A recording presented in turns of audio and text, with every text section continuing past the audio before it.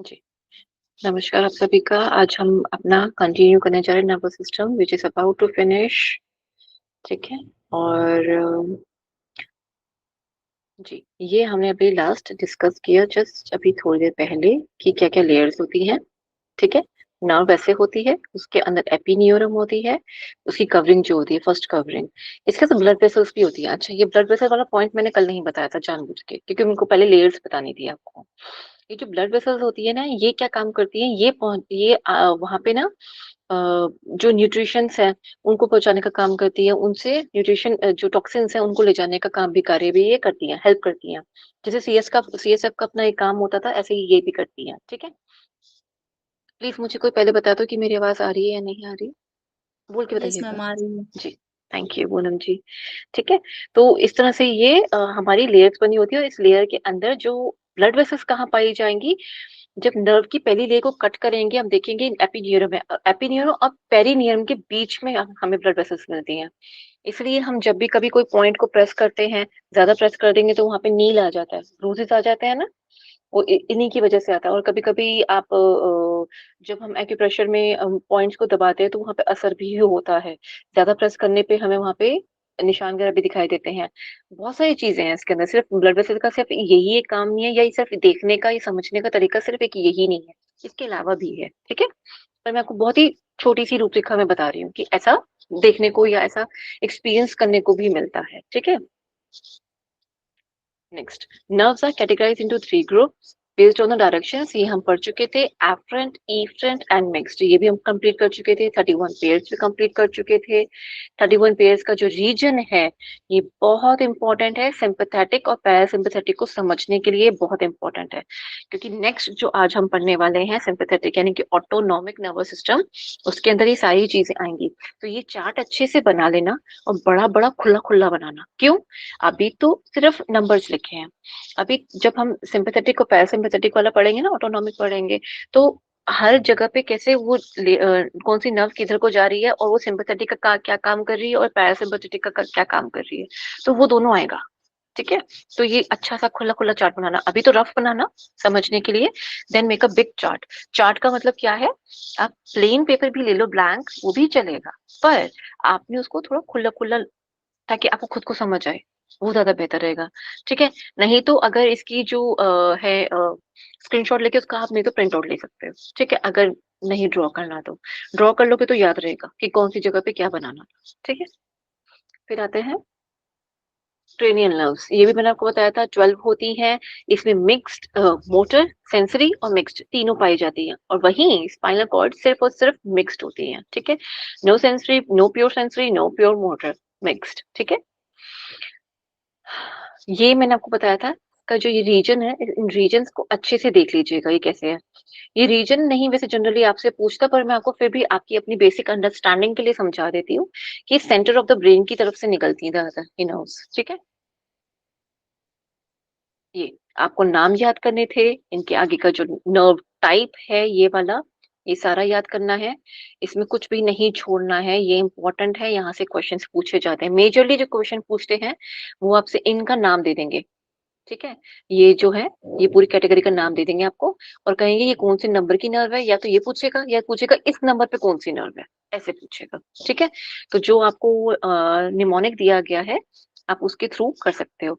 अब आपको ये चीज याद भी रहे, समझ भी आए और आगे चलकर भी आप उस चीज को करें, तो वो आपके लिए बहुत ज्यादा मतलब मेन जरूरी चीज भी यही है।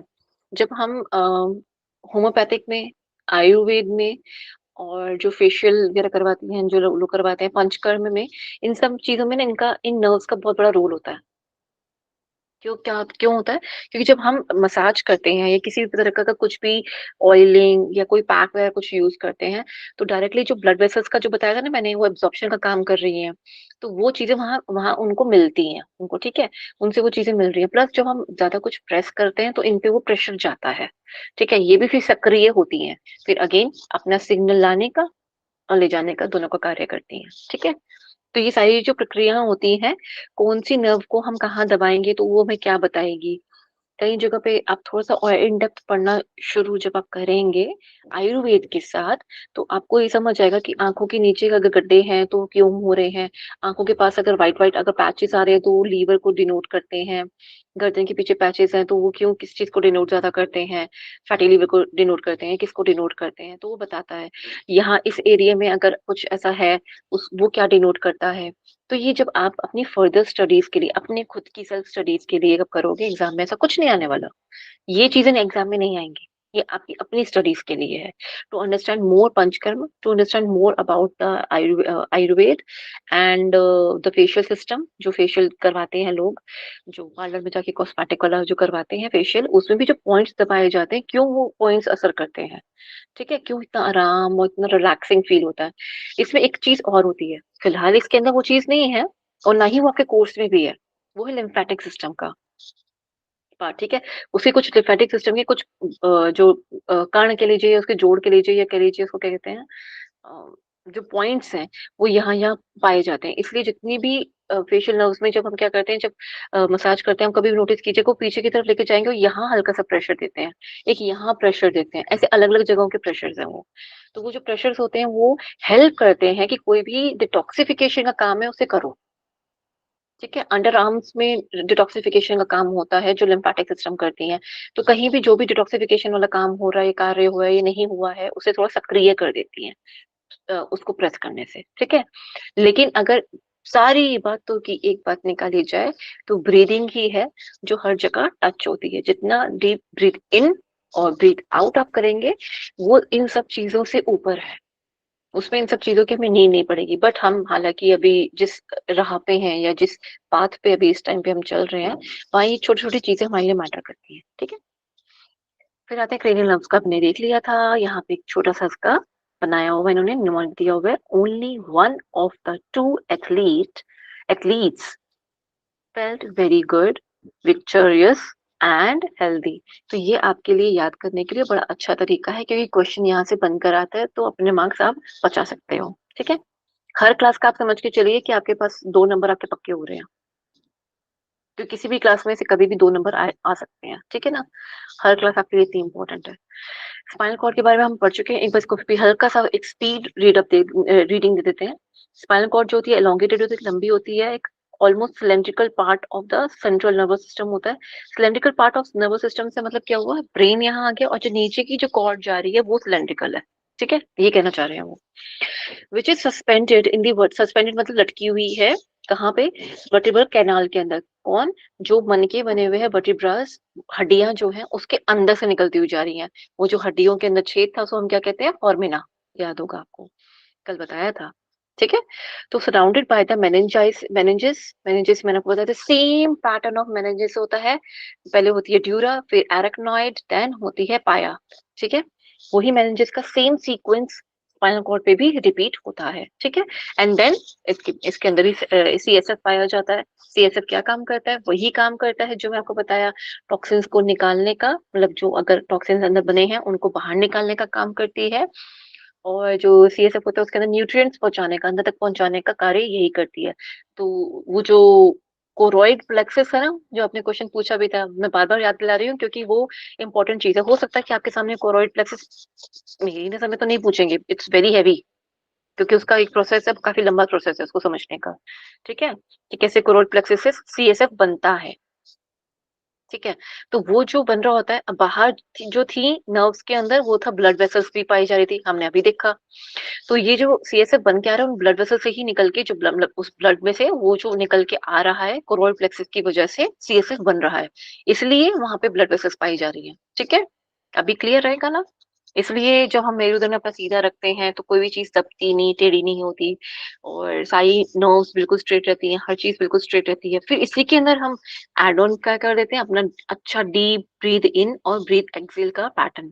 जब ये कर लेते हैं, तो ऑक्सीजन हर कण के अंदर पहुँचती है। जब ऑक्सीजन इतने हर कण के अंदर पहुँचने लगती है, तो ब्लड और ज़्यादा सक्रिय हो जाता है। मीन्स जिन-जिन एरियाज़ में नहीं पहुँच पाया था, जस्ट बिकॉज़ कि उसके पास कहते हैं ना कि उसका पेट्रोल खत्म हो गया था। आप ये समझो। जितनी कम ऑक्सीजन होगी ना उतना कम पेट्रोल होगा। आप इसको इसी तरह से ही याद रखना। गाड़ी के अंदर जितना पेट्रोल होगा वो उतनी दूर तक जाएगी ना, ठीक है। तो लेकिन जितना पेट्रोल कम होगा उतनी नहीं जा पाएगी। तो अगर ऑक्सीजन जितना ज्यादा अच्छा होगा तो उतना ही ब्लड का जो फ्लो है दूर दूर तक जा पाएगा। ठीक है। ये चीज याद रखना, यही इंपॉर्टेंट है to understand more respiratory system या ऑक्सीजन का जो लेवल की जो हम बात बार बार करते हैं, डीप ब्रीथ इन ब्रीथ एक्सेल की जो हम बात करते हैं, उसका असली जो क्रक्स है वो यही है। ठीक है। फिर आता है spinal cord is continuous above the medulla oblongata. मतलब कि ये क्या कंटिन्यूस से मतलब क्या आता है, स्पाइनल कॉर्ड जो होती है वो नीचे से ऊपर तक जा रही है, तो ये कंटिन्यूस कहाँ हो रही है, मेडुला ऑब्लोंगेटा। आप ये भी कह सकते हो कि शुरू यहाँ से हो रहा है, या फिर आप कह सकते हो कि नीचे से अगर ऊपर की तरफ जा रहे हैं, अगर हम कुंडलिनी जागरण की अगर हम बात करते हैं या सुषुम्ना की बात करते हैं, तो हम नीचे से ऊपर की बात कर रहे होते हैं ना। तो आप ये भी कह सकते हो कि नीचे से ऊपर की तरफ जाएंगे तो कहाँ मिल रही है ये, मेडुला ऑब्लोंगेटा पे जाके मिलती है। And extends from the upper border of the Atlas. Atlas Atlas क्यों बोलते हैं, Atlas is like a circumference में आप इसको कह सकते हो, एज अ इसके ऊपर हर चीज घूम रही है, आप ऐसा कह सकते हो। ये जो हम ऐसे करके हम अपना ग्रीवा शक्ति या विकास क्रियाएं करते हैं ना ये वाली, तो ये एटलस मूवमेंट होती है, ये बहुत नाजुक मूवमेंट होती है ये वाली। ठीक है। फर्स्ट सर्वाइकल वर्टिब्रा जो हमने कल भी पढ़ा था, C1 to the lower body, sorry lower border of the first lumbar vertebra. यहाँ तक लंबे में इतनी लंबी हमारी स्पाइनल कॉर्ड होती है, वो लेंथ बता रहा है कहाँ से, फर्स्ट से लेकर कौन से फर्स्ट तक, लंबर तक। फर्स्ट सर्वाइकल से लेकर फर्स्ट लंबर रीजन तक वो उसकी लेंथ बता रहा है। ठीक है। It is approximately 45 centimetre long in adult, पर ये सबका नहीं है, पर ये जनरल माना जाता है। ठीक है, ये जनरल है। It is about the thickness of the little finger. जो आपकी पिंकी फिंगर है, यानी कि जो छोटी सी ये वाली हमारी जो वरुण, वरुण कहते हैं इनको, वरुण तत्व वाली जो है, इसके अंदर जो जो इसकी ऑलमोस्ट इसकी जो लेंथ है या कह लो जो इसकी मोटाई है, वो सिर्फ इतनी होती है। ठीक है। अब बात ये आ जाती है कि अगर किसी कोई बहुत मोटा है तो क्या उसकी सुषमा भी मोटी हो जाती है, नहीं ऐसा नहीं होता। जनरली थोड़ा डिफरेंट रहता है इसके अंदर। ठीक है। तो उसे इसके पर इतना फर्क नहीं पड़ता।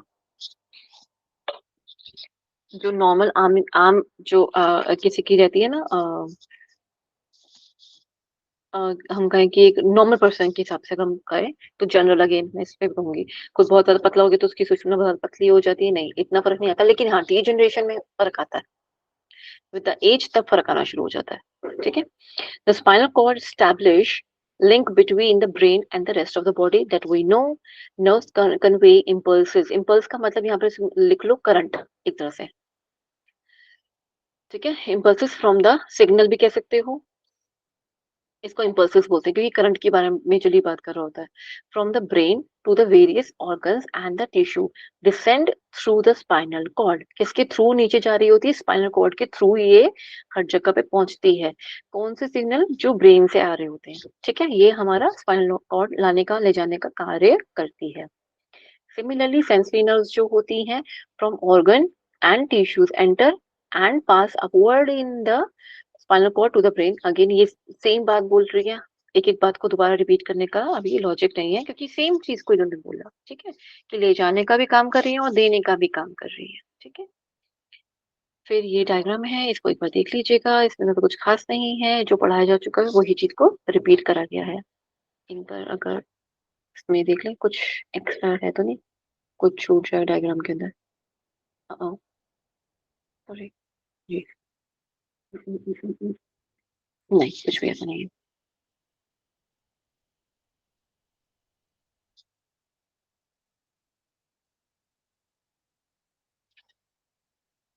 जी। अब ये चीज को एक बार देख लो, क्योंकि यहाँ से हम समझेंगे रिफ्लेक्स कैसे काम करता है। थोड़ा सा इसको इसका स्ट्रक्चर देख लेते हैं। ठीक है। वर्टिब्रल बॉडी मतलब जो हड्डी है, मन की है। ठीक है। किसी ने नॉनवेज कभी खाया, किसी ने भी खाया हो कभी, कभी नो खाते मैम। हो कभी, कभी नहीं खाया, सॉरी नो मैम। नहीं, कभी कभी खाया हो, किसी को देखा हो, चलो नहीं खाया तो अच्छी बात है, बहुत अच्छी बात है। जिन्होंने खाया था उन्होंने देखा छोड़ है। दिया। देखा है, नहीं देखे वाले से नहीं पता चलेगा। उसमें ना नेक खाते थे कुछ लोग, चिकन का। ठीक है। उसमें सेम टू सेम ऐसे ना ये टुकड़े टुकड़े टुकड़े टुकड़े मिलते हैं उसके अंदर सेम, और इसके अंदर जो लेयर होती है तो खाते थे वो लोग। मैं भी कभी किसी जमाने में खाया करती थी। ठीक है, तो मुझे पता है। ठीक है, तो चलें इसको देखते हैं अभी। कई ऐसी हड्डियां होती थी जिसको लोग सक के खाया करते थे।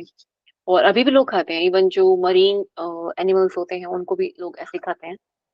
And they are very juicy spongy, तो इस वजह से उनको काफी ज्यादा टेस्ट लगता है, उनको अच्छा लगता है। बट अगेन इसके बारे में आपको बता चुकी हूँ कि हमें एनिमल्स को नहीं खाना चाहिए, क्योंकि वो हमारा एक्चुअल हमारा आहार नहीं है। मारने से सामने वाले को, कोई भी हो, मारने से किसी को, सामने वाले को, वो दोबारा ना तो जीवित हो सकता है, ना ही तो रिप्रोड्यूस कर सकता है, और ना ही उसकी कोई आजीविका बचती है, किसी प्रकार से वो कुछ भी उसका नहीं बच जाता। वहीं अगर फल फूल की, अगर या प्लांट की किसी चीज की बात करें, तो हम एक तो कभी कोई चीज तोड़ के नहीं खानी चाहिए। प्लांट में भी कहते हैं ना कि उसमें तो जान होती है, आप ये कह रहे हो, तो प्लांट भी तो जीव है, उसमें तो तोड़ के खा ही रहे हैं। तोड़ा हुआ नहीं खाना चाहिए, जो गिर चुका था उसे खाते हैं। इवन परमात्मा ने भी, आप कहीं ऐसी जगह पे पढ़ेंगे, चाहे वो शिव पुराण हो या विष्णु पुराण हो, सभी कई जगह पे पढ़ेंगे, स्पेशली शिव पुराण वगैरह में, कि जो चीजें गिरी हुई होती है ना उनको हमें खाना चाहिए, जो प्लांट से या पेड़ से नीचे गिर जाती है ना उनको हमें खाना चाहिए। पर आयुर्वेद में तो जड़ भी यूज करते हैं बहुत सारी जगह पे, ठीक है ना। तो उसमें क्या करते हैं, हम उनको कोशिश करते हैं कि उनका एक ऐसा भाग को यूज करा जाए, पूरा प्लांट खराब ना हो, मतलब वो रिप्रोडक्शन में रहे, वो फले फूले, मतलब उसकी उसकी प्रक्रिया है जो है वो कंटिन्यूअस में रहे। तो हम पूरे सोल को नहीं, हम पूरे का पूरे को नहीं ले लेते, और ना ही हम उसको ऐसा करते हैं कि उसमें से एक ऐसी उसको निर्जीव बना देते हैं, ऐसा भी नहीं करते हैं, ठीक है।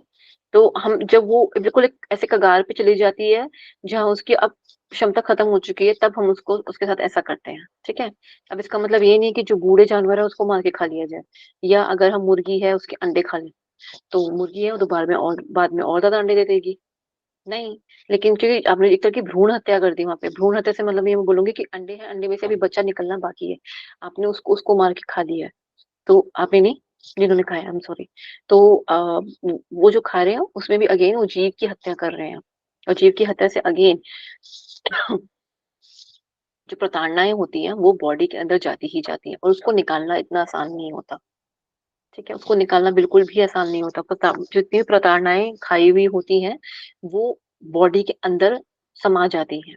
मैं इस टॉपिक को ज्यादा ड्रैग नहीं करूंगी, क्योंकि ये थोड़ा समझने वाली चीज है वैसे तो, पर मैं बहुत लंबा नहीं खींचूंगी इसे, कोशिश ये करूंगी मैं। तो इसको एक चीज से एक और चीज से समझो यहाँ पे, इंपॉर्टेंट इस टॉपिक को थोड़ा सा समझ लेना, कि जो नॉनवेज हम खाते हैं ना, जो मसल्स हैं, अब आपने अस्थि मज्जा मांस वो सब कुछ, वही एक जो सीक्वेंस है वो आप सबने पढ़ा होगा। बचपन में जो खाना खाया होता है, और हम कहते हैं जवानी में आके वो काम आएगा, फिर जवानी में जो खाना खाया है वो बुढ़ापे में आके काम आएगा, यही हम सुनते आए हैं आज तक, राइट। तो ये क्यों, क्यों जवानी में आके काम आएगा, बस उसी टाइम क्यों नहीं काम आएगा। कुछ चीजें जो होती हैं उसी टाइम आती हैं तुरंत में, और कुछ चीजें होती हैं जो लास्ट जो बनता है ना, शुक्राणु बनता है, जैसे भी कह लीजिए, वो जो बनता है मेल और फीमेल में अलग अलग, तो वो जो बनता है वो एक्चुअल एनर्जी वो प्रोवाइड करता है, और संपूर्ण जो हमारी बॉडी का जो निर्माण आप कह सकते हो, वो जो सब कुछ कर रहा है हर जगह पे, वो सिर्फ बूंद बराबर कर रहा होता है। जितना आपने आज खाया है और इतने दिनों में आप खा रहे हो, वो बूंद बराबर काम कर रहा है। दिन में तो आपने थालियों से भर के खाना खा लिया, पूरे दिन में 3 थाली भर के खाना खाया, example, morning, afternoon and then evening, आपने 3 पहर में खाना खाया, थाली भर के खाया, मिलेगा उसका सिर्फ एक बूंद जाकर आपको। अगर अच्छा खाया होगा तो अच्छा, अच्छी बूंद के रस मिलेंगे, मतलब वो रस जो होगा, एक बूंद भी जो होगा बड़ा शक्तिशाली बनेगा। लेकिन कम ज्यादा अगर हम कहें कि जंक फूड खाया है, ज्यादा कार्बोहाइड्रेट्स लिए हैं, तो उसमें उस बूंद में कुछ खास मिलेगा ही नहीं। वो क्या ही देगा पूरे शरीर को पहुंचाने के लिए, कुछ नहीं देगा, कोई पोषण मिलेगा ही नहीं उसको। तो ये जो एक एक बूंद कर करके जो आपका पूरा शरीर निर्माण हुआ होता है ना, बचपन से लेकर आपकी एडल्टहुड तक, वो जो निर्माण हुआ होता है, वो आपको असली शक्ति, क्षमता, वो जो प्रोवाइड करता है, वो ये चीज प्रोवाइड करती है। फिर जो एडल्टहुड में आप लोगों ने खाया, अब ये क्या होता है, दोनों ही वक्त में पाचन क्रिया अच्छी होती है, तो आप ज्यादा पचा सकते हो, हैवी हैवी खाना भी पचा सकते हो, जैसे कि ड्राई फ्रूट्स और ये सब कुछ जो होता है ना, ये एक एज के बाद ये पचते भी नहीं है, ठीक है। तो ये जब सब कुछ जब खाया, तो ये पच के अगेन इसका भी एक एक ड्रॉप कर करके बना। अब वो बूंद बूंद से सागर बन रहा होता है। अगर जवानी में और मतलब मीन्स बालावस्था में और किशोर अवस्था में और फिर आगे एडल्टहुड में आपने बहुत अच्छे से खाना खाया है, उसकी अच्छी बूंदें आपकी बॉडी के अंदर गई हैं, तो ट्रस्ट मी, और आप ये जानते भी है मैं क्या बोल रही हूँ, ये तो आप जानते भी हैं, जो बड़े बुजुर्ग जिन्होंने अच्छा खाना खाया हुआ होता है, वो चलते फिरते पूरा पूरा है, उनके दांत पूरे होते हैं, उनकी नजर की जो आई मीन जो दृष्टि है उनकी देखने की, वो पूर्ण होती है, उनको चश्मे भी नहीं लगे होते। ऐसे कई घरों में एग्जाम्पल्स होंगे, हम सब में ऑफ कोर्स आप लोगों ने देखे होंगे, या आपके माता पिता ने वो एग्जाम्पल्स देखे हुए होंगे। वो रीजन भी यही है। आई नो आज की डेट में एडल्ट्रेशन बहुत ज्यादा है, मिलावटी खाना बहुत ज्यादा मिलता है, तो जितना हो सके आप उसको अवॉइड कर सकते हो। ठीक है, अगर एनिमल बेस से हटकर अगर आप प्लांट बेस्ड पे आना चाहते हो ज्यादा अच्छा है। जैसे कि हम मिल्क की बात करते हैं यहाँ पर, तो मिल्क में भी ऐसा है कि गाय भैंस का दूध ना लेते हुए अगर आप प्लांट बेस्ड लेते हो, आलमंड और आलमंड हो गया, और दूसरा कौन सा होता है, नारियल का हो गया, कोकोनट का, इनका मिल्क बना के पीना, इनको यूज करना वो ज्यादा अच्छा है। पनीर से बेटर ये है कि आप सोयाबीन वाला पनीर यूज करें। ठीक है, टोफू वो यूज करें, वो ज्यादा प्रोटीनिशियस भी होता है और बात वाला भी नहीं होता। तो बहुत फर्क है इन सब चीजों में। कम पैसों में काफी कुछ भी है, और वैसे भी न्यूट्रिशन लेवल बहुत ज्यादा अच्छा है। ठीक है, तो चीजों को आप समझ रहे हैं। यही अगर हम एनिमल को मार के खाते हैं तो उसके अंदर जो एनर्जी है और जो उनकी याददाश्त है वो हमारी बॉडी के अंदर भी आ जाती है। आप पहले उसे नलीफाई करेंगे, उन याददाश्त को। मैंने आपको बताया था ना कि muscle, her part of like every part of our body, muscles जितनी भी है उनमें एक याददाश्त होती है, इमोशंस होते हैं। याददाश्त नहीं बोलूंगी, इमोशन बोलूंगी। इमोशंस होते हैं। ठीक है, इसलिए कभी कभी कोई धक्का लगता है, कोई बुरी बात लगती है, तो हमें सेंटर ऑफ चेस्ट ज्यादा पेनफुल महसूस होता है। हाथ पाँव में कभी आप देखना, कभी आपको कभी फील नहीं होगा। अगर कोई धोखा हुआ, या किसी ने बैक स्टैबिंग करी, या दिल टूटा, या कुछ भी ऐसा कुछ भी होता है, या मूवी देखते हुए कोई शॉक लग जाता है, तो आप देखेंगे आपके हाथ पाँव में सिर्फ कंपन जरूर हो जाएगी, लेकिन ऐसा दर्द कभी नहीं होगा। दर्द आपको सीने में ही होगा। ठीक है ना, बिल्कुल सेंटर ऑफ द चेस्ट में ज्यादा पेन करता है वो चीज। और ज्यादा सोच लो तो फिर सर में दर्द होनी शुरू हो जाती है। ठीक है, तो ये इमोशंस हैं हमारी बॉडी में जो एकत्रित होना शुरू हो जाते हैं। ठीक है, अब यहाँ पे एक बार देख लेते हैं। वर्टिब्रल बॉडी जो मैं आपको बताया, ये हड्डी की बनी हुई है। इनवर्टिब्रल फोरामेन, ठीक है, फोरामेन। तो ये जो गड्ढा था ना, ये वाला गड्ढा, छेद, इसकी बात कर रहे हैं। ठीक है, एन्युलस फाइब्रोसिस, ये एक तरह का कुशन है, जो आप कार्टिलेज की तरह कहते हो ना, ये वो है, कुशन है। ठीक है, ये यही स्लिप डिस्क का काम करती है, ये खिसक के बाहर आ जाती है। ये या फिर इसके अंदर डिजेनरेशन होनी शुरू हो जाती है। ठीक है, लेकिन जो जितने भी योगी है ना, उनके अंदर रिट्रैक्शन, बाय डिफॉल्ट रिट्रैक्शन से मतलब क्या होता है, इनको खींच के रखना। यहाँ ये दोनों जुड़े हुए हैं, इनको हल्का सा खींच खींच के रखना, तान के रखना। तो जब हम योगी बॉडी जो होती है, हम बिल्कुल सीधे बैठते हैं, तो ये धीरे धीरे अपने भी तनी भी रहती है। एक के ऊपर एक नहीं लगती, क्योंकि इनमें अपना भी पहले से गैप है। तो जब हम सीधे होके बैठते हैं तो अपने आप ही वो डिस्टर्ब नहीं होती, क्योंकि हमारा आगे का झुकना, साइड का झुकना, जो योगिक पोस्चर जो हम बनाते रहते हैं, उसकी वजह से इनके अंदर डिजेनरेशन ना तो होती है, ना ही स्लिप डिस्क की प्रॉब्लम होती है। इसलिए आगे झुकना और पीछे झुकने में दोनों ही वक्त पे अगेन श्वास की क्रियाओं का ध्यान रखा जाता है ना। ठीक है, फिर आता है न्यूक्लियस पल्पोलस, ये याद करने की जरूरत नहीं, पर न्यूक्लियस में आपको बताया सेंटर वाला पार्ट हमेशा न्यूक्लियस कहलाता है। ठीक है, ये सुपीरियर व्यू है, ये लेटरल व्यू है। लेटरल व्यू मीन्स पीछे की तरफ से आप कह सकते हो, सुपीरियर मीन्स ऊपर की तरफ से देखने के लिए।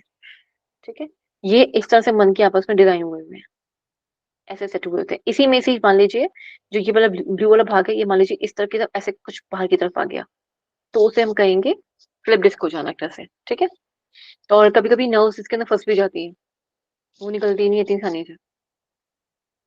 कुछ नर्व्स होती हैं, इनके बीच में दब सी जाती हैं, तो ये देखो, जैसे इन दोनों के बीच में से नर्व निकल रही है ना, ये वाली।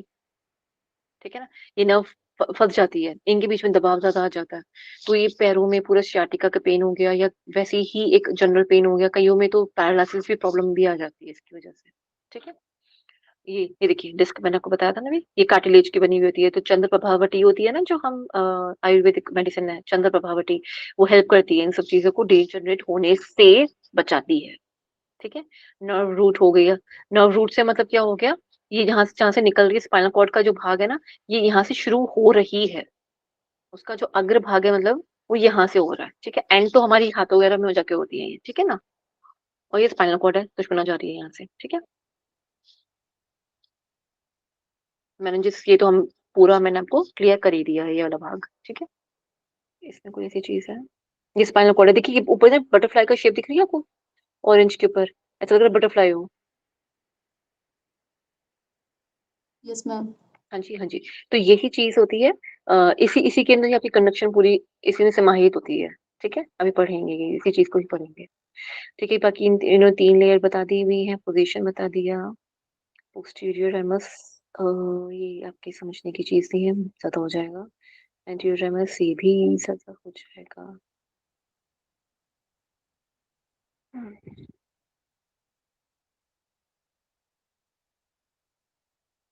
नहीं और वैसे कुछ नहीं है इसके अंदर। ठीक है, स्ट्रक्चर बाय ट्रांसफर सेक्शन, ये जो ट्रांसफर सेक्शन है इसकी इसकी एक्स इसका ऐसे कटिंग होगी। ठीक है, एक मिनट प्लीज होल्ड कीजिएगा।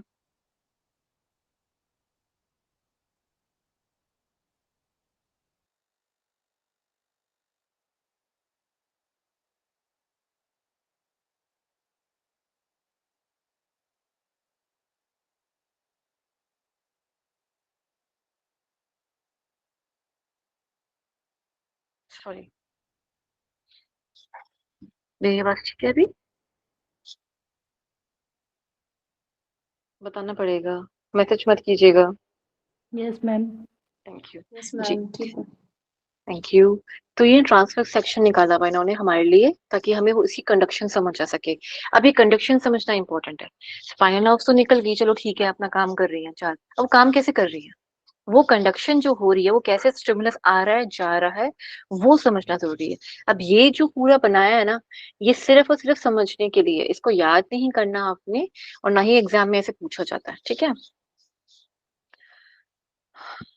जो इनर पार्ट है ग्रे मैटर, ये एक्चुअली ग्रे नहीं होता, ये थोड़ा पिंकिश डार्क टाइप का होता है, इसको हम ग्रे मैटर बोल देते हैं। ठीक है, ये बाकी व्हाइट मैटर होता है। ठीक है, और ये डोर्सल रूट आ गया, डोर्सल रूट गैंग्लियन हो गया, गैंग्लियन का मतलब इन सबका जो एक्सॉन का जो पूरा पार्ट है इकट्ठा हुआ हुआ वो। सेंसरी न्यूरोसोमा, ये क्यों दे रखा है आपको, इतना ज्यादा हो जाएगा, आप कंफ्यूज हो जाओगे। ये एग्जाम में ना तो आता है। हाँ, यहाँ से इसको आप ये चीज समझ सकते हैं, वैसे यही फायदेमंद है आपके लिए। ठीक है, ये देख लो, ये सेंसरी न्यूरॉन सोमा है, सेंसरी न्यूरॉन्स है। ठीक है, ये डोर्सल हॉर्न को छोड़ दो अभी, ये डोर्सल रूट को भी छोड़ दो, व्हाइट मैटर ग्रे मैटर इसको भी छोड़ दो, स्पाइनल नर्व। ठीक है, ये वेंट्रल रूट वेंट्रल हॉर्न नहीं, यहाँ से देखो ये एक मोटर न्यूरॉन है, यानी कि ये भेजने का काम करेगी, सीएनएस। सीएनएस से जो हमें इंफॉर्मेशन आ रही है उसको लाने का काम कौन कर रही है, वो ये वाली साइड कर रही है। ठीक है, और जो सेंसरी, जो मैंने कुछ भी इंद्रियों ने कुछ भी ग्रहण करा है उसे भेजने का काम ये ब्लू वाली कर रही है। सेम ये यहाँ पे भी है, सेम ये यहाँ पे भी है, सेम यहाँ पे भी है, सेम यहाँ पे भी है। ठीक है, दोनों ही साइड पे दोनों ही अवेलेबल हैं। ठीक है, तो ये ऊपर जाती हैं, सेंसरी वाली ऊपर जाती हैं, और वहां जाके उनको बताते हैं कि ये प्रॉब्लम हो गया, ये या हमें इस पे ये एक इंफॉर्मेशन है, मैंने कुछ देखा है, या मैंने कुछ सुना है, या मैंने कुछ सूंघा है, या मेरे को किसी ने कुछ छुआ है, किसी प्रकार का कोई भी इंद्रियों ने कुछ भी ग्रहण किया है, किसी प्रकार का सिग्नल मिला, और ये इसने जाके इसको बताया, ऊपर जाके ब्रेन में जाके उसकी वो हुई, प्रोसेस हुआ उसको। ठीक है, यानी कि इनपुट यहाँ से आएगा, ऊपर जाके ब्रेन में जाके उसको प्रोसेस होगा, देन आउटपुट आएगा किसके थ्रू, मोटर न्यूरॉन के थ्रू आउटपुट आएगा। क्लियर? सिंपल भाषा में समझ लो, वो ज्यादा बेहतर रहेगा, कंफ्यूज नहीं होना। ठीक है, cross section of spinal cord displays gray matter shaped like a butterfly surrounded by a white matter। ये चीज इंपॉर्टेंट, थोड़ा सा आप इसको सिर्फ समझने के लिए कर सकते हो, जो गायराई और सरकाई वगैरह जो होते थे ना हमारे, तो जो ग्रे मैटर में जो बटरफ्लाई में बार बार आपको बता रही हूँ, ये किसकी बनी हुई है, ग्रे मैटर की बनी हुई है। और जो ये बाहरी परत जो बनी हुई है व्हाइट व्हाइट वाली, ये सारी व्हाइट मैटर की बनी हुई है। अभी ग्रे व्हाइट क्या होता है वो भी देख लेते हैं एक बार।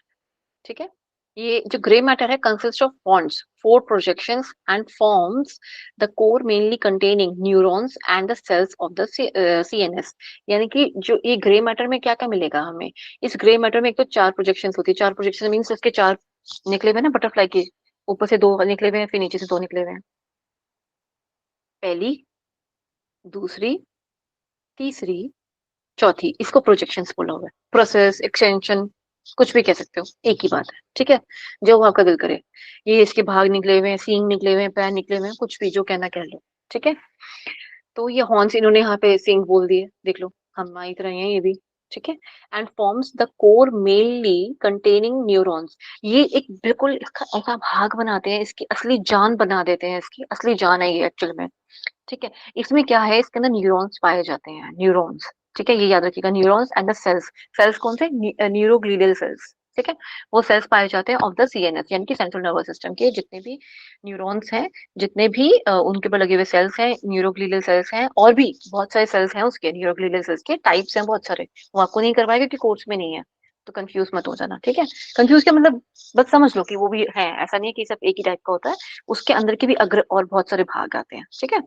टाइप्स हैं बहुत सारे, जैसे WBC के बहुत सारे टाइप्स हैं, अकेला नहीं है, उसके बहुत सारे टाइप्स हैं। अलग अलग प्रकार की बैक्टीरिया वायरस के हिसाब से उतनी प्रोडक्शन हो जाती है, उसके अकॉर्डिंग होती है, ठीक है। फिर आता है there are 2 dorsal and 2 ventral horns. तो ये भी हमने देख लिया, डोर्सल है इस साइड के 2 डोर्सल एंड 2 वेंट्रल, ये रे, ठीक है। ये रे डोर्सल और ये रे वेंट्रल, ये आगे की तरफ, ये पीछे की तरफ, ठीक है। The dorsal horns are the thinner projections, जो डोर्सल वाले हैं यानी कि जो ऊपर वाले थे, वो वाले कैसे हैं, वो थोड़े पतले हैं और डार्क हैं, and that jut out the rest towards the dorsal और the back side of the spinal cord. यानी कि जैसे मैंने आपको बताया डोर्सल पीछे वाली साइड होती है, ये कौन सी साइड होती है हमारी, डोर्सल कहलाती है। पृष्ठ भाग जो होता है वो डोर्सल कहलाता है, ठीक है। तो जो हम ये देख रहे हैं स्पाइनल कॉर्ड वाला जो हम भाग देख रहे हैं, डोर्सल साइड जो है इसकी पीछे वाली भाग आई, ठीक है। शिवलिंग को पीछे की तरफ से दिख रहे हो, ये शिव सूत्र में और किसमें, नहीं शिव संहिता में, उनमें ही किसी में एक है जिसके अंदर हम उनकी पूजा के बारे में बताते हैं कि हमें कैसे अपने आप को देखना है। मैं थोड़ा कंफ्यूज हो रही हूँ किस वाली संहिता में है ये।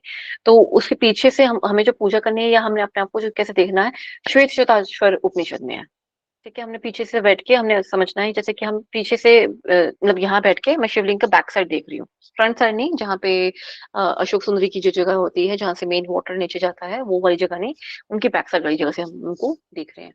इस तरह से अपने आप को हमें समझना होता है, ठीक है। फिर आता है वेंट्रल हॉर्न्स, आगे की तरफ आ गया, are wider projections of dark matter towards the ventral front side of the spinal cord. ये स्पाइनल कॉर्ड है, ठीक है। इसकी फ्रंट साइड ये रही, बैक साइड ये रही, इसको डोर्सल कह दिया, इसको वेंट्रल कह दिया।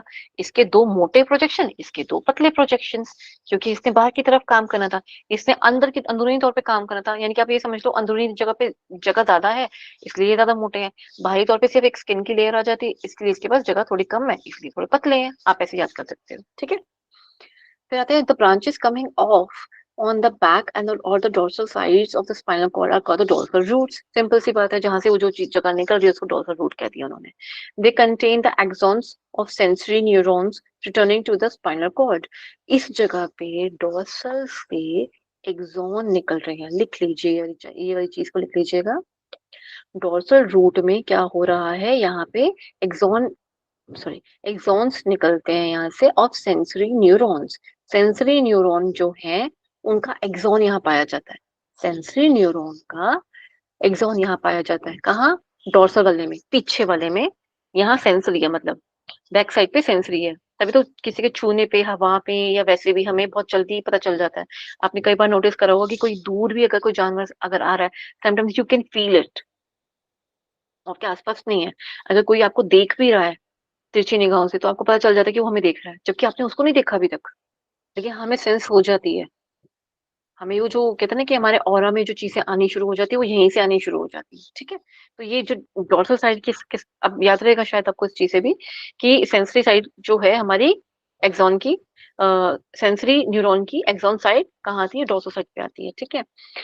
Returning to the spinal cord sensory from the sensory receptors, ठीक है। सेंसरी रिसेप्टर्स मींस जो उसको पकड़ के रखती है, जो जो उन जो रिसीव कर रही है सिग्नल्स को, रिसेप्टर्स, रिसीव करने वाली, रिसेप्टर को लिख लीजिएगा, रिसीव करने वाला।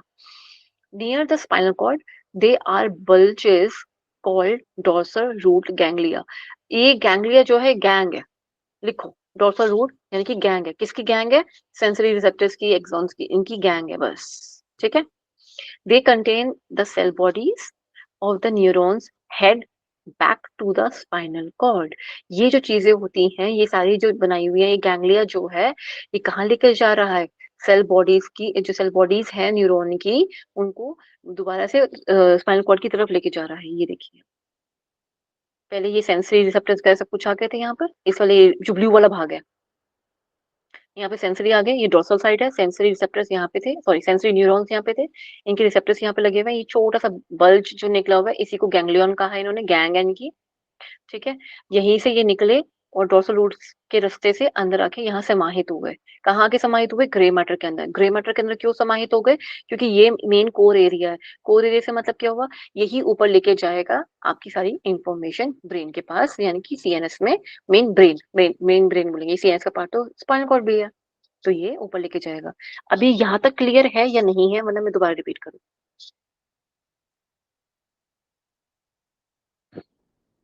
बोलना पड़ेगा।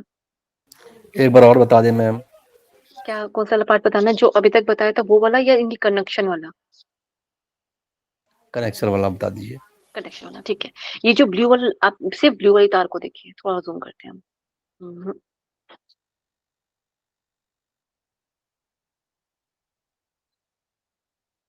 जी, ठीक है, इसको थोड़ा सा देख लेते हैं। ये जो ब्लू वाला भाग जा रहा है यहाँ पे, ये वाला जो ब्लू वाला जा रहा था, इसको देखेंगे, ये ऊपर की तरफ ऐसे जा रहा है, ठीक है। अब इसका ना एक, आप कह सकते हो इस पूरे रोड को ही इन्होंने टुकड़ों में डिवाइड करा हुआ है। क्यों डिवाइड करा हुआ है? इम्पोर्टेंट भी है, ताकि वो बहुत सारी इंफॉर्मेशन एक ही जगह पे आकर एकत्र हो सके, इसलिए, ठीक है। अब यहाँ से तो एक ही टारगेट ऑर्गन से, या आप समझ लीजिए, इंफॉर्मेशन आई, और ये सेंसरी न्यूरॉन्स जितने भी हैं, मैं हमने पढ़े थे ना, एफरेंट, ईफरेंट और मिक्स्ड हमने पढ़े थे। तो ईफरेंट किसके अंदर आता है? मी सा सा, यानी कि एफरेंट न्यूरॉन्स जो है वो ये वाली है। एफरेंट न्यूरॉन्स जो है वो ये वाली हैं। ये क्या काम करती थी? सेंसेस को लेकर आने का, यानी कि उनसे कोई भी इंफॉर्मेशन बाहरी तौर पे मुझे जो मिल रही है उसको लाने का काम कर रही है। अब पीठ पे, या मैं सिर्फ पीठ की बात नहीं कर रही हूँ, ठीक है, ये सिर्फ आपको बताने का तरीका कि पीठ पे, यानी कि जो स्पाइनल कॉर्ड है वो वहां पर जाकर कैसे काम कर रहे, मतलब वहां पे कैसे है। यहाँ भी कहीं पे हो, यहाँ कहीं हो, यहाँ कहीं पे भी हो, मैं टच यहाँ हुआ, इसने जो इंफॉर्मेशन ली वो जो पीछे स्पाइनल कॉर्ड के पास जाएगी, तब कैसे कार्य होगा, तब कहाँ कौन से रूट को पकड़ेगी। तो टच मान लो यहाँ पे हुआ, या मुझे कुछ गर्म लगा यहाँ पर, ठीक है, या मैंने पानी है, पानी गिर गया मेरे हाथ में, मान लीजिए आप, ठीक है, ये चाय गिर गई, कुछ भी गिर गया, ठीक है, यहाँ गिरा, यहाँ गिरते ही यहाँ से इंफॉर्मेशन जाएगी। सिग्नल लिया किसने? सेंसरी ने। सेंसरी ने इसने सिग्नल लिया। अब ये सिग्नल जो है वो डोर्सल साइड पे, यानी कि बाहरी तरफ पे है, डोर्सल साइड पे, ठीक है, बाहरी तरफ पे, अंदरूनी साइड पे नहीं है। जो ये स्पाइनल कॉर्ड है, अगर ये स्पाइनल कॉर्ड है और ये आगे का वक्षस्थल माना जाता है, ऐसे समझ लो, ये वक्षस्थल में आ गया, ठीक है। जो ये साइड है ना, ये आपकी बॉडी आ गई, ठीक है, और यहाँ पे ये स्पाइनल कॉर्ड आ रही है।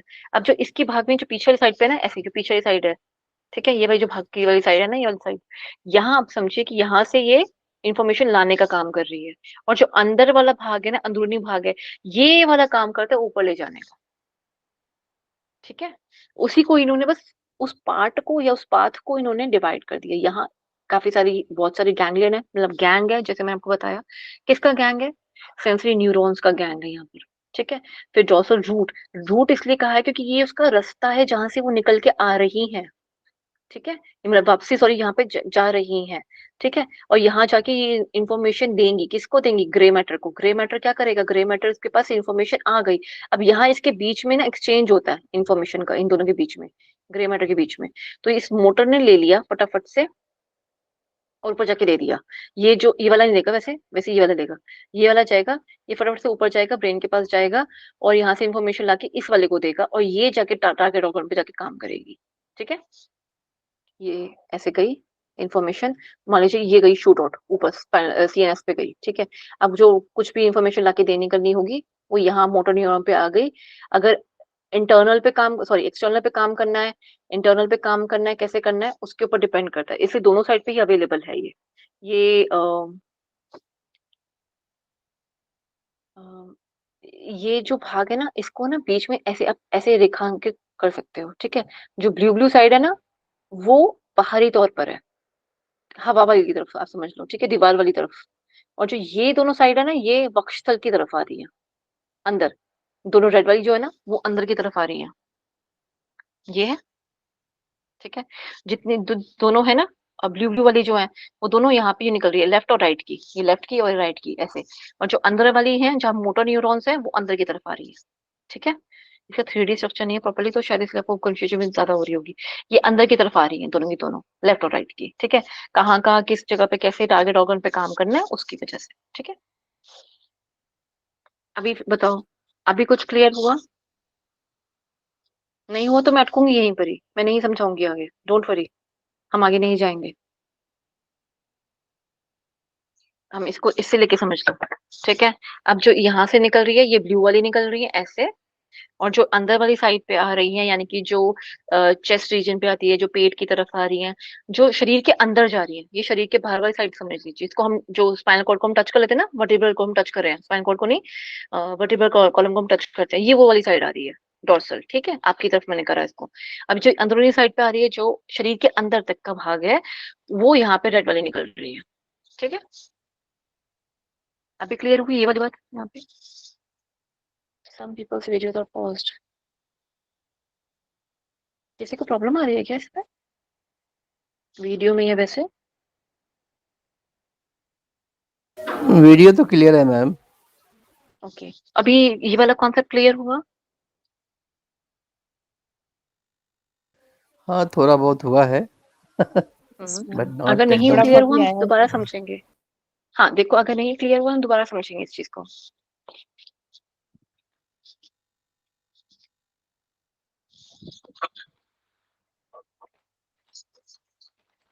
मैम ये जो आपने बताया है डोर्सल रूट गैंग्लियन, ये कहाँ से आती है?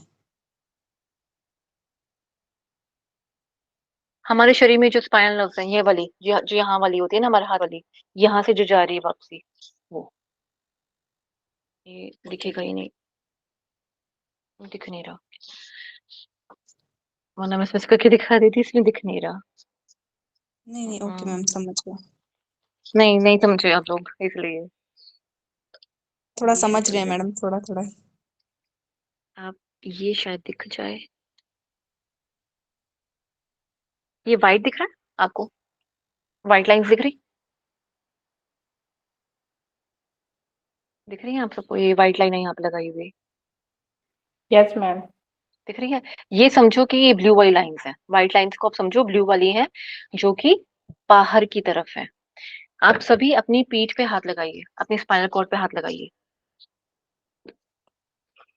जो टच हो रहा है ना, समझो कि वो आपका डोर्सल साइड है, समझो नहीं, वही डोर्सल साइड है, ठीक है। जहां आप हाथ लगा पा रही हो ये डोर्सल साइड है। और भी अच्छे से समझो, ये वाला हाथ है, ठीक है। हाथ का ये वाली साइड जो होती है हम इसको कहते हैं ना उल्टा है, और जो पाम वाली साइड होती है इसको कहते हैं हम सीधा है।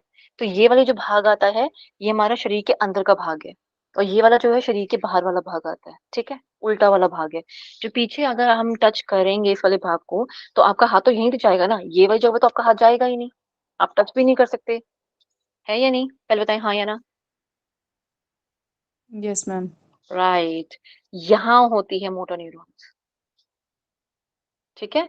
वेंट्रल साइड जो है वो इस तरफ की है, अंदर की तरफ वाली है, जहां आपका स्पाइनल कॉर्ड पे जब आप अपनी पृष्ठ भाग पे जब हम हाथ लगाएंगे स्पाइनल कॉर्ड पे, तो वहां सिर्फ डोर्सल साइड पे आप हाथ लगा सकते हो, वेंट्रिकल साइड पे नहीं लगा सकते हाथ। तो जब डोर्सल साइड पे हाथ लगा रहे हो तो वहां कौन है? सेंसरी न्यूरॉन्स बैठी हुई है। मीन्स आपका हाथ जो है, टच जहाँ पे आपका जा रहा है वहां मोटर न्यूरॉन नहीं है। आप समझने के लिए यहाँ समझो। अभी क्लियर हुई ये बात?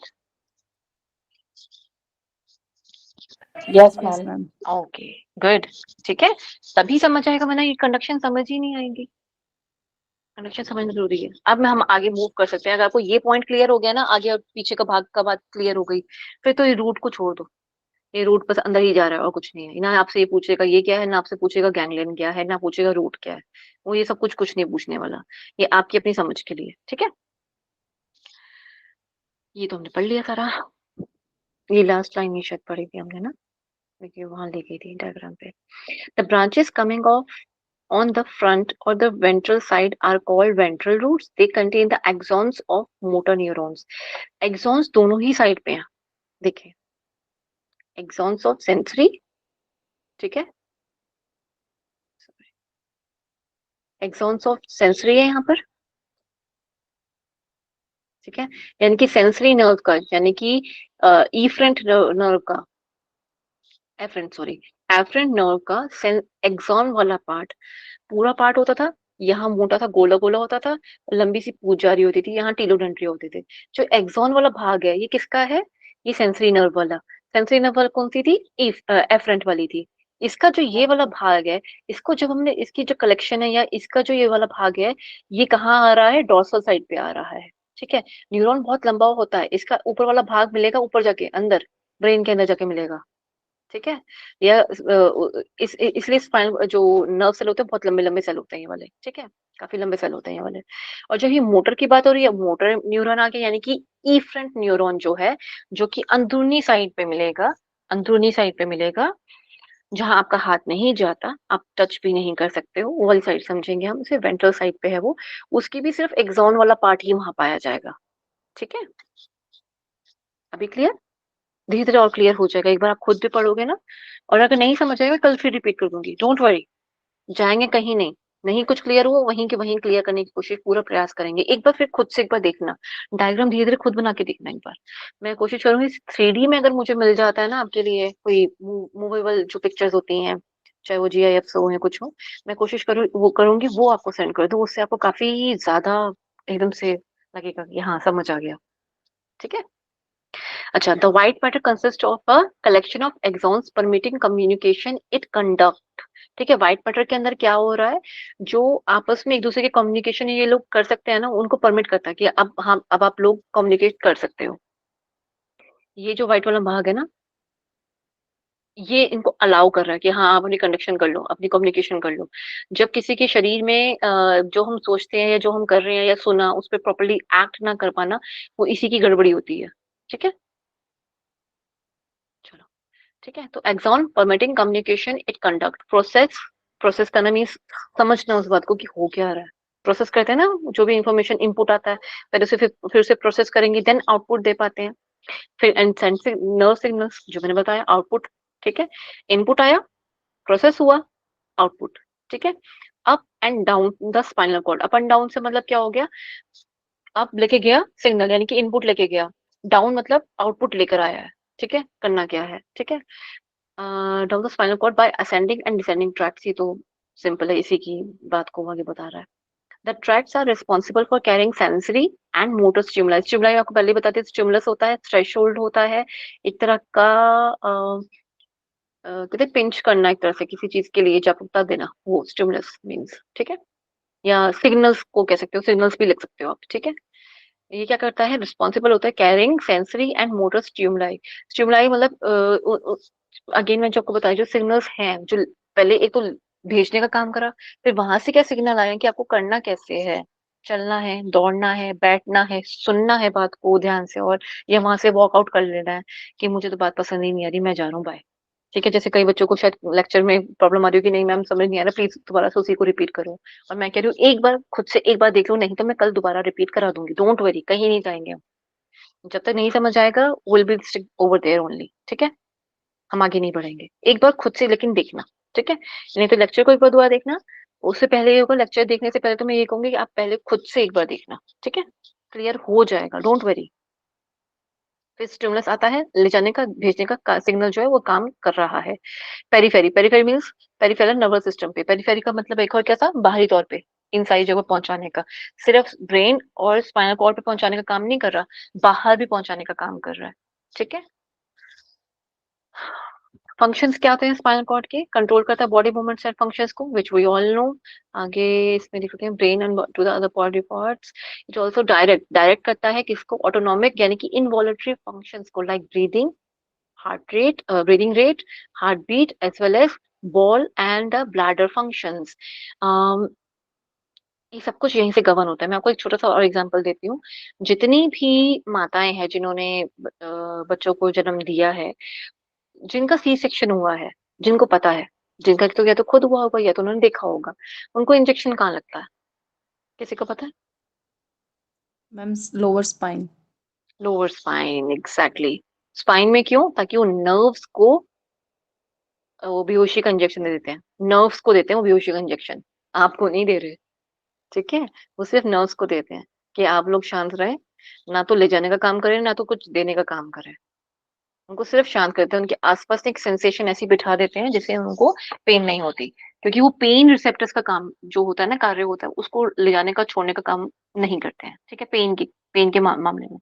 ठीक है, बाकी के सारे काम हो रहे होते हैं उनके। ठीक है, सिर्फ सेंसेशन को सुन कर दिया जाता है, जिसे हम कहते हैं एनेस्थीसिया कह लीजिए, एक तरह से कह लीजिए आप।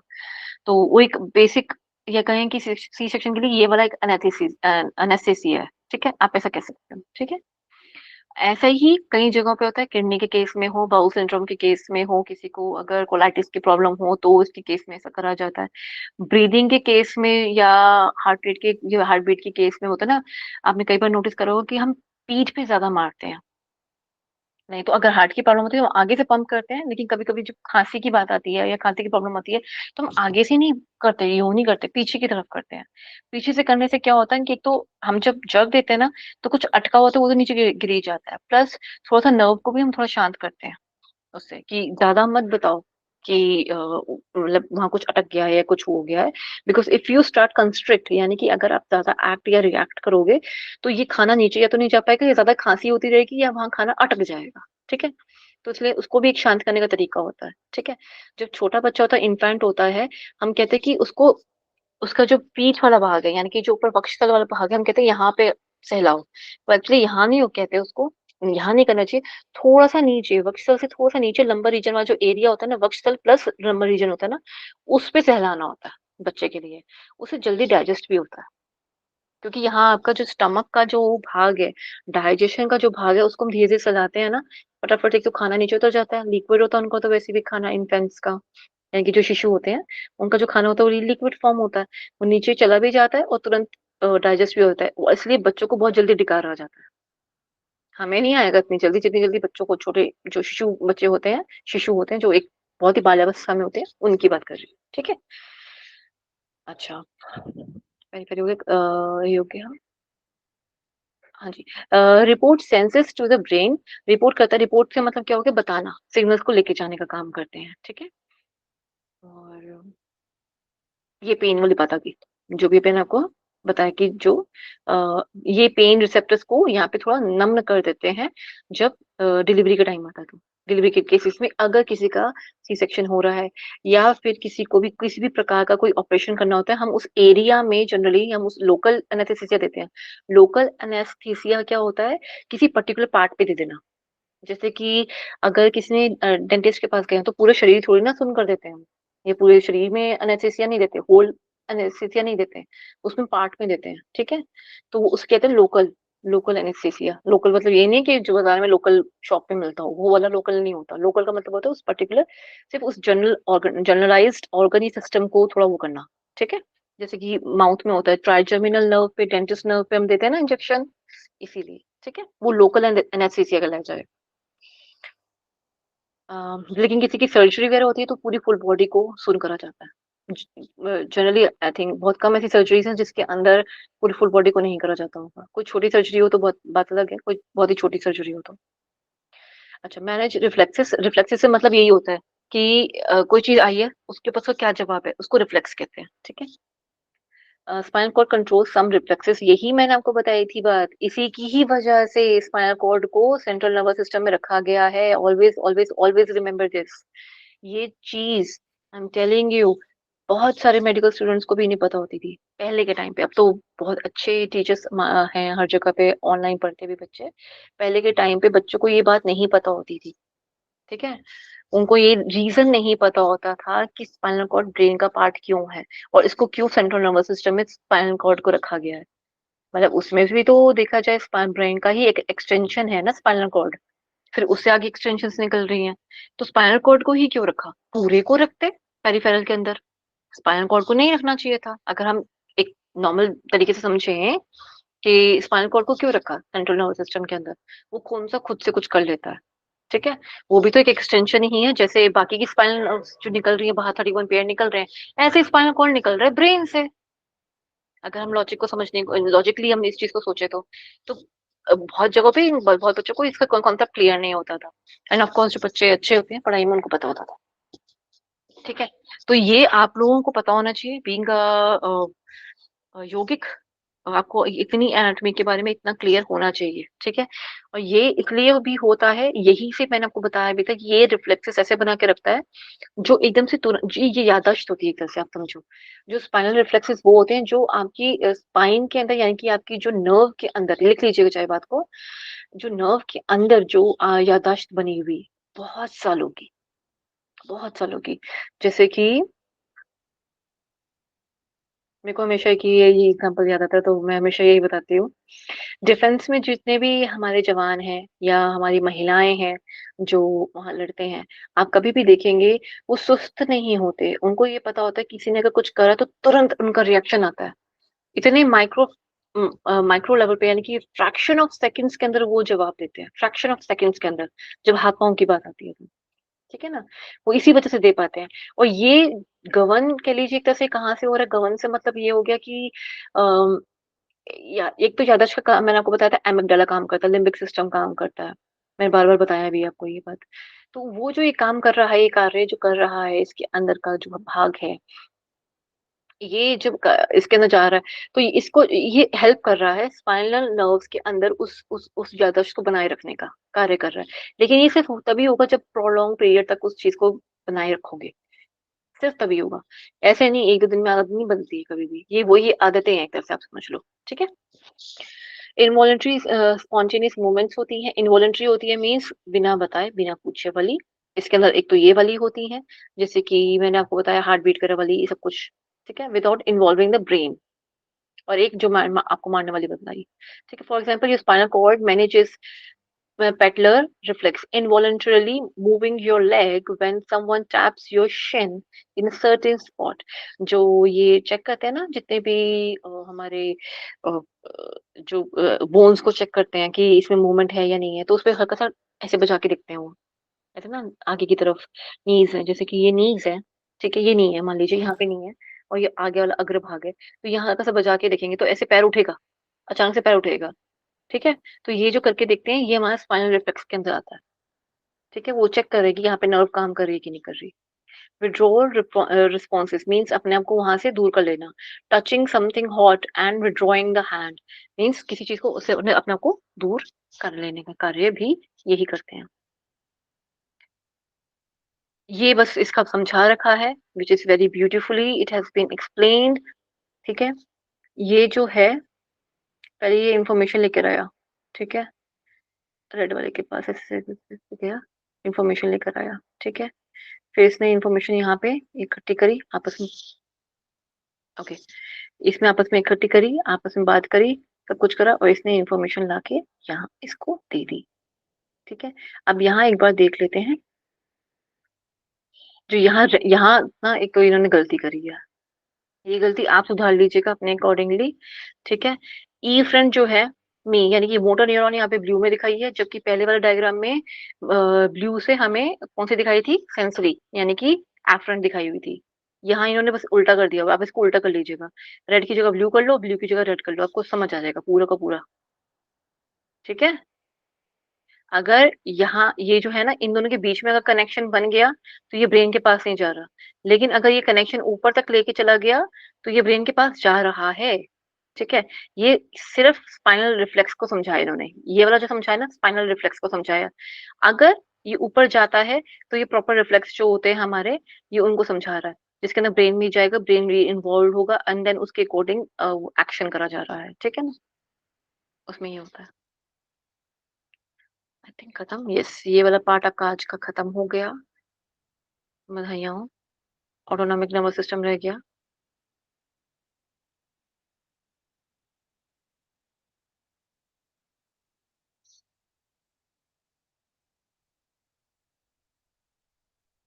पहले आप मुझे क्लियर कीजिए कि क्या आप सभी को ये क्लियर हो गया अच्छे से या नहीं हुआ।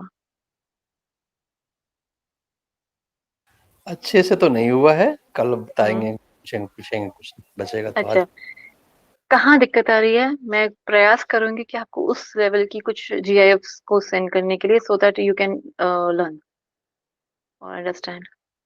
इसके सिर्फ पास हम्म इसके पाथ्स वगैरह नहीं समझ में आ रहे थे हाँ, थोड़ा। बात है। बस ठीक है, मैं समझ गई पॉइंट।